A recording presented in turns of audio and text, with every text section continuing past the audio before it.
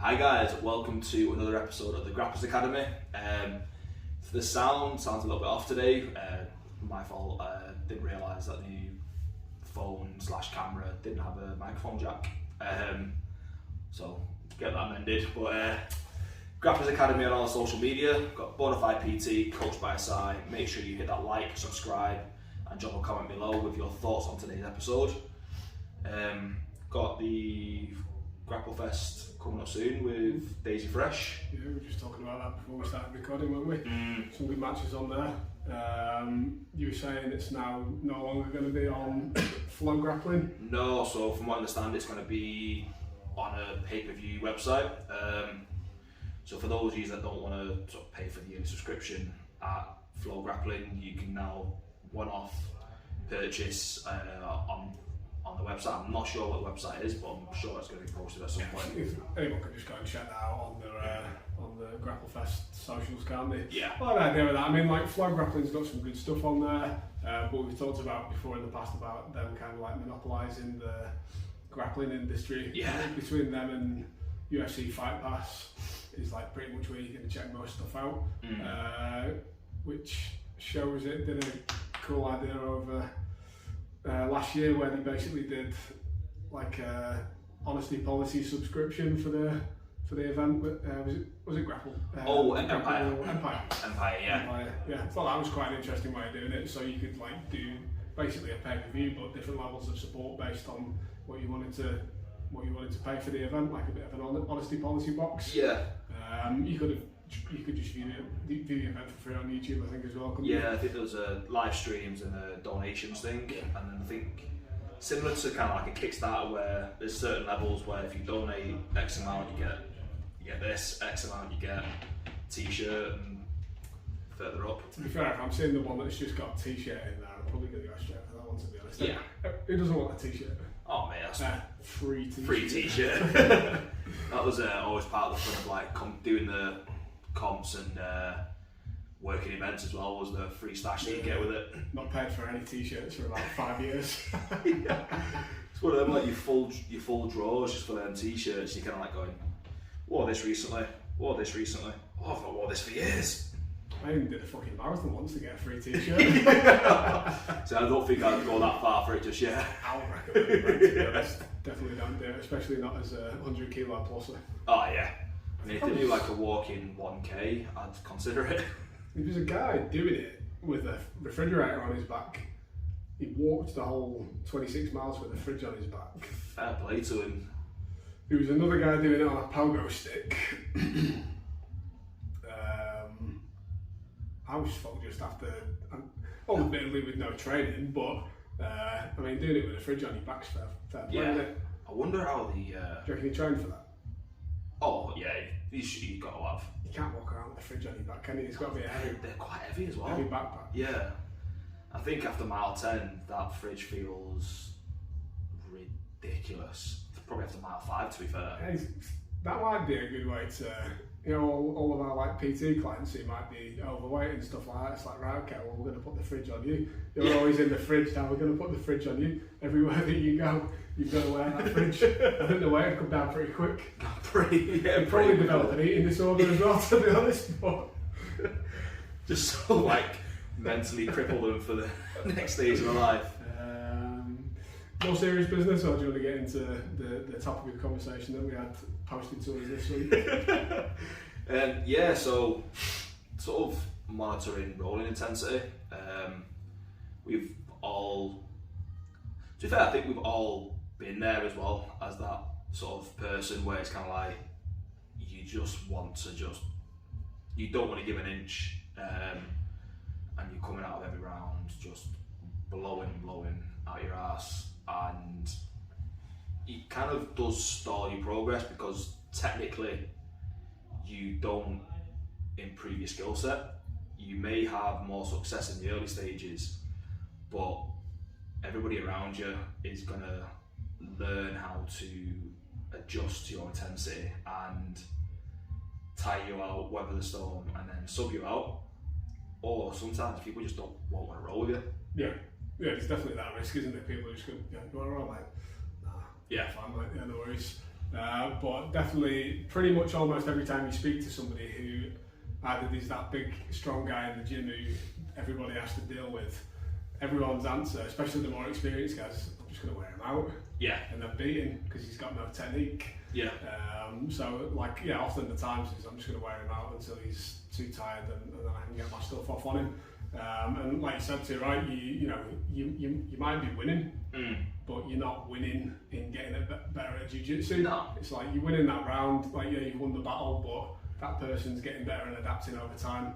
Their technique's improving. It's like the old saying of you should always learn jiu-jitsu off a small guy, because you kind of had to learn better technique because they've not got the strength to deal with it. Now, that's not necessarily true in all circumstances, because there's plenty of big guys with good technique as well. But it is a good way to think about it. Two big guys here. But it is a good mindset to be in, to pretend almost that you're weaker. Yeah. And only use your strength in the right circumstances. But I will say that it is tough to know when you're at the beginning of your journey when the right circumstances is. Yeah. And a pretty good way to think about it is bench pressing somebody off your side control is not the right circumstance. No. And you do put yourself at risk of being armbarred doing that. I mean, if there's a massive strength discrepancy, you can probably just bicep curl them out with the armbar as well. It's like a friend of mine, Rick Moylan, he's got a saying, short-term pleasure for long-term pain, or long-term pain, or short-term pain for long-term pleasure. So it's basically you're trying to get those short-term pleasures at risk of your long-term success by getting those quick wins in a match or escaping out of something by not necessarily learning how to get out of it, just by throwing somebody off you, as opposed to sacrificing those like quick wins and actually figuring out how to get out of somewhere.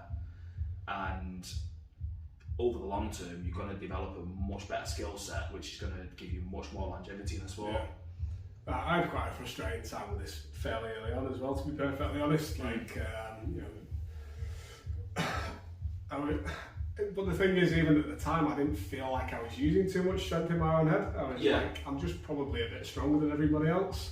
I wasn't like ragging people around and stuff like that, but I probably was using a little bit too much strength, and that was being pointed out to me by my coaches as well. And I found it really frustrating at the time. Yeah. Like, I didn't know what to do necessarily, and I took the wrong approach, but what I thought was the right approach. And I came in and I used no strength, and I was getting like not ragdolled around, but like beat by the guys who were like 30 kilos lighter than me. Yeah. And I was basically not really putting any effort into any escapes. And I went to the complete opposite end of the spectrum because I didn't understand that. I was like, right, they want me not to use any strength, but I don't know where is the right time to use it and where's the wrong time to use it, so I'm going to use none.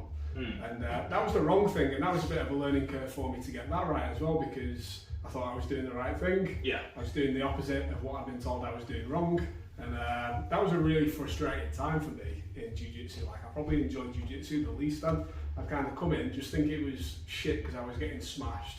I wasn't winning, and it wasn't the winning that I was bothered about, it just was that, and my partners could feel it as well because they knew that I wasn't giving any resistance. It was almost like being a lifeless dummy for them to train with, and it wasn't enjoyable for anybody. No. And it took me a while to kind of find the right balance. This was like, midway through towards the tail end of white belt, and it was tough. It was like a tough time in my head. I didn't enjoy jiu-jitsu at that point, but persevered through it and kind of found the right balance, and got a little bit better understanding of what it means to use too much strength, and then where to start using the right amount. I think it's a pretty tough learning curve to go through, knowing when and where to use your energy and when not to use it. Especially with, like, if you're rolling with a smaller player, they can afford to use more strength and more of their attribute-based stuff because relatively it's not going to be where you're at. So it does take a little bit of time to learn, but it's also, I think, knowing how to not abuse the strength that you've got. I think that's the toughest part, because I went through the same thing. I was just muscling through things in side control, just going, Gah! Like not letting go, and then wondering why my elbows were hurting afterwards and why I've got golfer's elbow. But usually, like with a lot of people, like I'm sure you experience the same, it's like kind of like a light bulb moment. You're kind of like, oh well, if they're doing X, Y, and Z in this position, I can use a bit more strength to try and slow them down. But I also need to learn if I'm trying to escape or if they're doing X, Y, Z while I'm doing this from bottom, I don't have to use as much strength because I can off balance them and try and get the trip them up.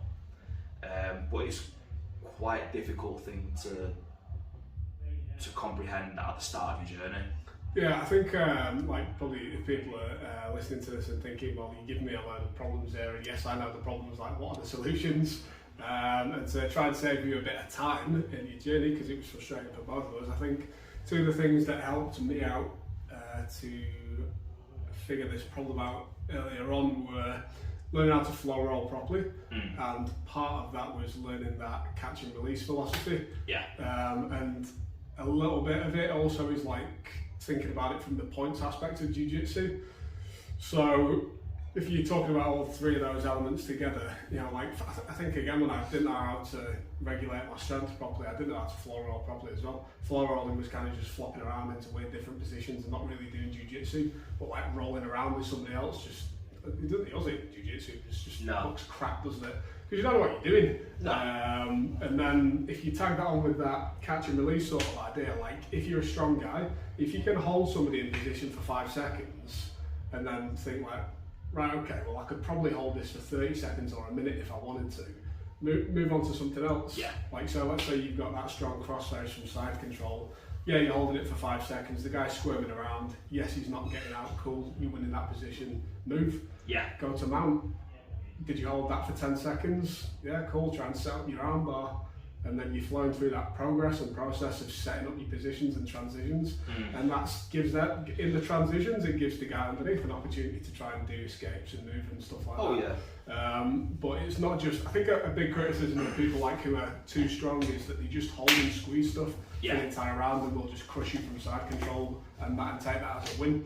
Or they'll like try and rip your fucking foot off when you're doing straight footlocks. And I think snapping submissions on and being too aggressive with submissions is a different issue than being too strong. Yeah. But they do sometimes go hand in hand as well. Yeah, they can go hand in hand. And that point system as well, you know, I'm not talking about the point system in terms of 4 points for this, 2 points for that.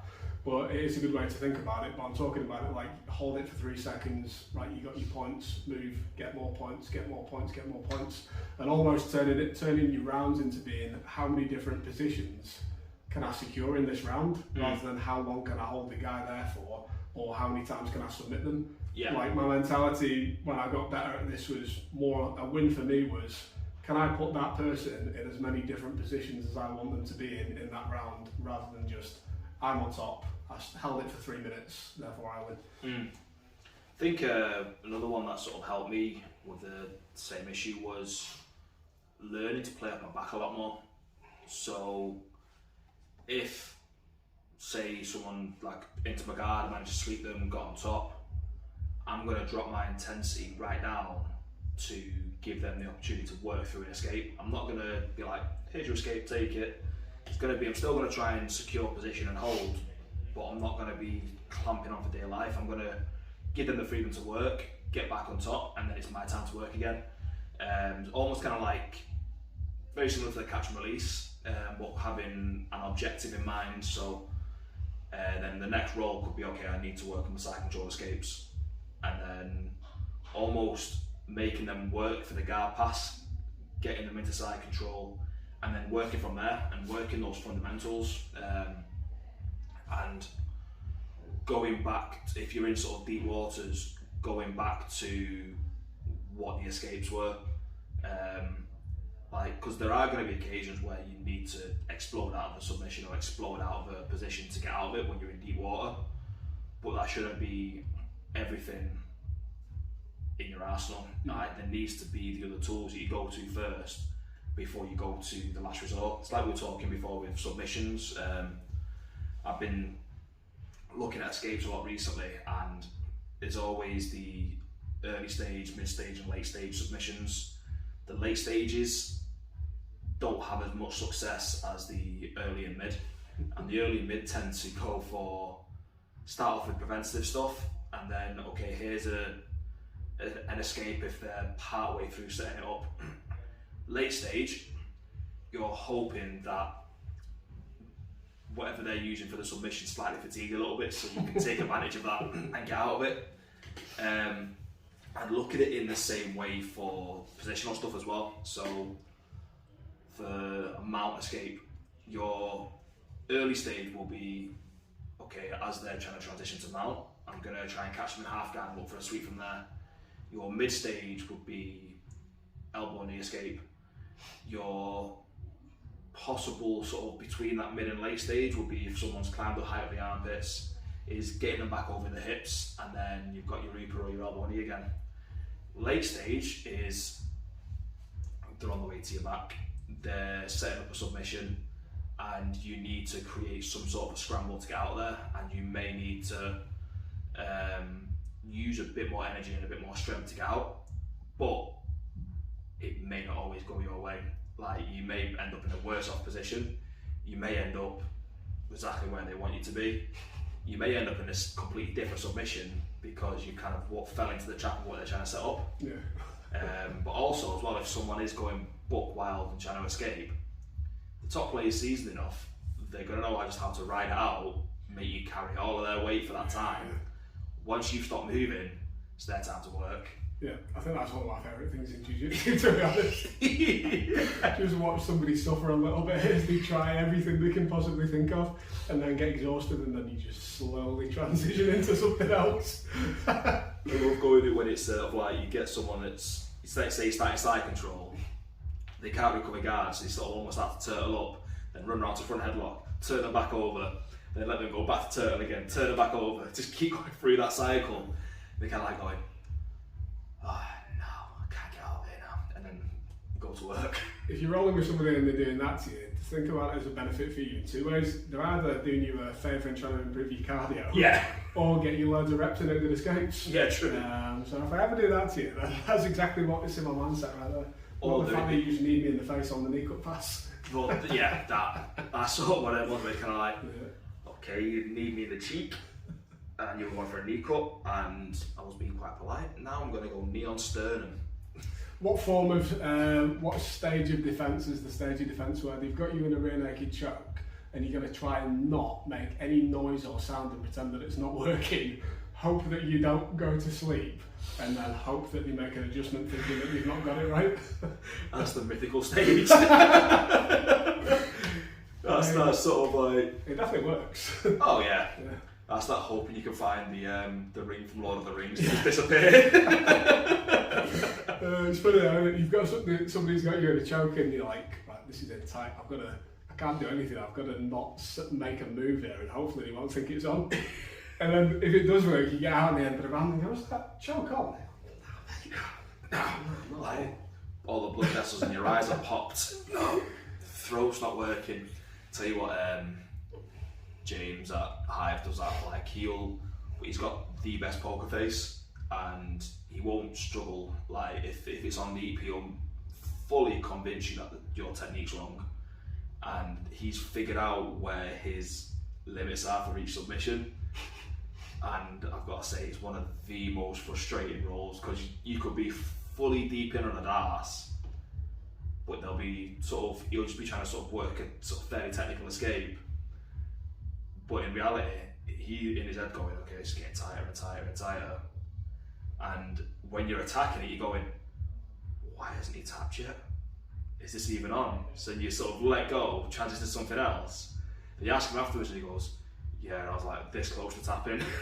See, I know James a bit, and he seems like the sort of guy who'd get himself in a submission to experience that pleasure.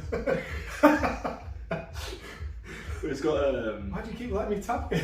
He's got like, don't tap, just nap or something tattooed on his leg. Nap, hasn't he? Of course he has. It's brilliant. Of course he has. But it's better watching that from the outside though, isn't it? Because like, if I've got you in a rear naked choke and I can't see your face, but the person sat watching on the mat can see you going purple, and they're like, fuck, he's on his way. I'll sometimes give a bit of a secret signal to them, like, he's going. This is happening. And they're like, you bastard, shut up.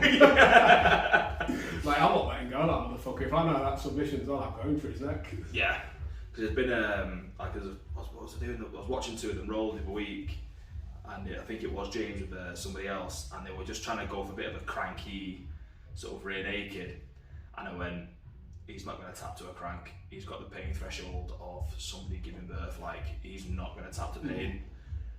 You've got to actually get underneath the chin, get underneath it and attack the neck. And then he sort of looked at me, tried to squeeze it, and James was like going, he's like, get the submission. And then he got out of it and escaped. Meanwhile, 3 of his vertebrae have been dislodged. Oh yeah. Yeah. He's like, his neck's like perfectly over here now. Can't tap him anymore, he's got no neck. Don't take any seriousness into this. Yeah, no. Tap early and tap often. Yeah, it is the best way to learn. Like, there are times where knowing, there are times where you need to know your limits and sort of knowing how far you can push yourself, but it's not essential. Like, you learn that over time anyway. Some players learn it faster than others. Some players learn it super late. Some players are very quick to tap because they've got an injury. Yes. Like, if you've got an injured shoulder and someone grabs hold of it, you've got it. Like, I'm not going to risk injuring myself further to... When you're drilling with your partners as well, probably just let them know that is the case beforehand. Yeah. But like what I was saying about not tapping too early, you're doing your partners injustice sometimes if you like, because they're learning a technique and they're trying to figure out how to secure it properly. Say for a rear naked choke, for example, if you're tapping at the first point of any pressure on your neck, but in reality they didn't even really have the hands under the neck, it was like on the chin, or it just felt a bit uncomfortable or something like that. You really don't do your training partners any favour because they're not getting that sensitivity on how to do the finish. I think as well, like, one thing I'll do is for an armbar, I'll get to position, I'll hold the arm sort of extended, but I'm not going to apply that pressure through. I want them to try and escape. So for my progress, I can see where you're trying to go, so then I can get my secondary, third, fourth attacks going. But also, it's a chance for you to learn those late stage escapes in a safer environment. And sometimes if they do tap when the arm's extended, I'll be like, I'm not going to put it on, I want you to work your way out of here. Yeah. So it does take a bit of communication from both sides as well. Yeah, I think that's a good point to try and learn as well, isn't it? It's like most submissions have like a biting point, like a clutch. Yeah. So if you can learn to kind of like ride the clutch in position, like if you've got an armbar extended, and you can just kind of keep it there as they're moving around, but maybe eventually you do want them to get an escape. Well, it's the same thing, isn't it? Heel hooks, straight leg locks, Yeah. Kimura, whatever. They've all got that like biting point where the clutch is. So it's good if you can learn to ride it. Helps your training partners out, and just letting them know that I'm not going to tap you. It's fine. You're not going to get injured trying to figure your way out of this. Obviously, that's something for a more experienced player to do for trying to help out the less experienced guys on the mat, but helps everybody in the long run. So I do like it for leg lock positions as well, because it gives you, as the attacker, the familiarity of where they're going to go and where they're going to move, but also it's having that control and letting your partner have that trust in you that you're not going to crank it on. So if they did turn the wrong way by accident, you let go of the heel, or just abandon ship and just let go of everything and let them move. So then you still learn your control and your follow-ups, and they learn, okay, I'm not going to go that way. There's much safer ways for me to escape from this positioning. Yeah, it's a hard one, isn't it? It's pretty much at any point having a submission on, you should be able to let go instantly. Yeah. And be able to read your partner's reaction if they're going to do something a bit wild and hurt themselves. Yeah. Like, you can't just turn around and go, "That's your fault, you did the wrong thing." Like, the responsibility is 50-50. Yeah. In most circumstances, sometimes people just do stuff that's just putting themselves in danger unnecessarily. Like not tapping when the pressure is on. Like, the responsibility is on the player to tap, but then it's also on the player to read their reactions, and if you suspect that they're going to just go full Tasmanian devil and spin out of a heel hook the wrong way, you need to let go of that. I think maybe a good way to look at it, I don't really think we talked about this before, or maybe we have, is like in that scenario, let's say you've got somebody in a heel hook or an armbar or something like that, maybe they're giving you the tap, like tapping to you is like an acknowledgement of like, yeah, you got it, and then you say, yeah, cool, let's carry on, but from this position. So you're kind of both acknowledging that the sub happened, because I think it's a bit delusional for, and some people are a bit delusional, like you've got them in the position, and like, well, he didn't tap me, so there was no sub there, fuck it, I win. When you both full well know that you could have taken, he could have taken your arm home and put it on his mantelpiece if you wanted to. It's like, yeah, you got me, let's carry on, see if I can work out from there now.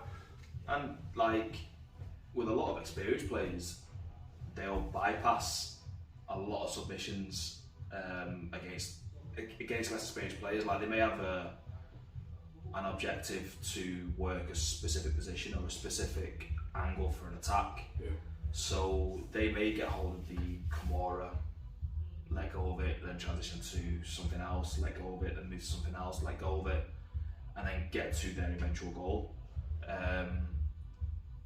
So if the receiving end of it sees that of, oh, I escaped 3 submissions, yeah, not quite there.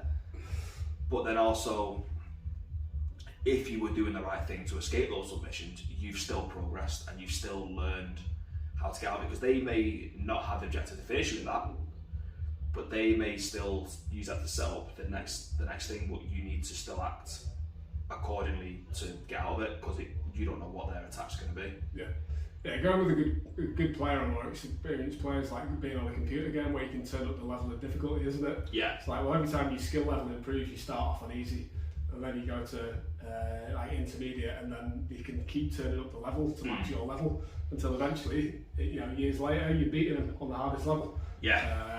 And now, great, all that time that training partner's invested in getting you better is working out for them, because now they've got a really good training partner. That's it. Whereas they could have just had you on the highest difficulty from the beginning, smash you never learn anything, and then jiu-jitsu's a waste of time and no from training, buddy. Although there are occasions where it's okay to go full hard level on less experienced players. I won't say completely beginners, but on less experienced players, if they ask for it. Wait a minute. If they come in with 100% intensity, like, there will be times where you kind of think, I want to see if I can just defend while someone's going full tilt on me and play conservative. But sometimes you might have had a bad day and you think, right, this guy's coming in at me like knee through face, knee caught and pass. I'm gonna enforce this rule. I told you about a bad day. But there are occasions where you kind of have to almost kind of match the intensity to be like, you can't roll like this all the time. Yeah. You gotta keep yourself safe first and foremost. Yeah. So if somebody's coming at you full tilt, you can't just roll over and let them do it, because you're gonna get hurt. But yeah, like a bit of mat enforcer is legit. Oh yeah. And even better if you're the instructor at the school, if you've got a good mat enforcer, you can sit back and watch a good roll. Oh yeah, it's quite fun to watch. Give him the nod, like. I have witnessed a really good mat enforcement.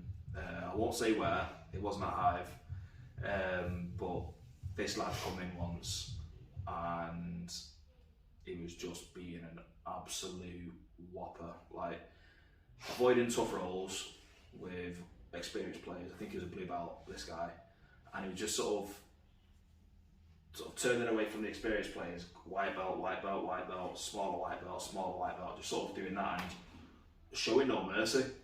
So then the person who ran the gym sort of gave the nod to one of the other people at the gym and did a submitting once, but was knee on belly, knee through sternum, like just horrific pressure for the whole 5 minutes, and then it was pointed out that is what you were doing to those, but this person is the same grade as you but smaller. Stop being a knob and actually respect the room. Did they enjoy it though? Some people enjoy that, that's the problem. No, he had a face like a smacked ass afterwards. Did they realise what they'd done? From what I recall, I don't think they made a return to the open mat. Alright, okay. So they didn't change their actions and they just spat the dummy out and left. Yeah. Yeah, I can see that. Like when you're coming in and just bullying people, it's not the approach of a humble jiu-jitsu player, No, is it? no. And if you want to have a good time and just feel good about your jiu-jitsu, you do what I do and just go and wreck the kids' class. Yeah. Yeah. Heel-looking kids, like especially white belt kids. They've got supple ankles, it's okay. They got a lot of that rotation for the knees as well. There you go, that's the title for the podcast. Okay guys, make sure you go follow us at the Grapplers Academy. Got the Bonafide PT, coached by Sai. If you've got any thoughts on today's episode, or tell us below in the comments what your light bulb moment was when you realised that sort of stop using the strength and sort of play a bit more loosely, or what your lessons were to. Is that right? Improve your jiu-jitsu. That's the one. What was it that sort of helped you improve your jiu-jitsu and get out of that kind of muscling through phase? What we might do next week as well is maybe talk about from the opposite side of the coin. What's it like to be a white belt or a smaller player having to deal with that shit week in, week out? Yeah. We'll run a survey. Nobody cares about that though, to be honest. So just get bigger. Big guys rule! See you next week.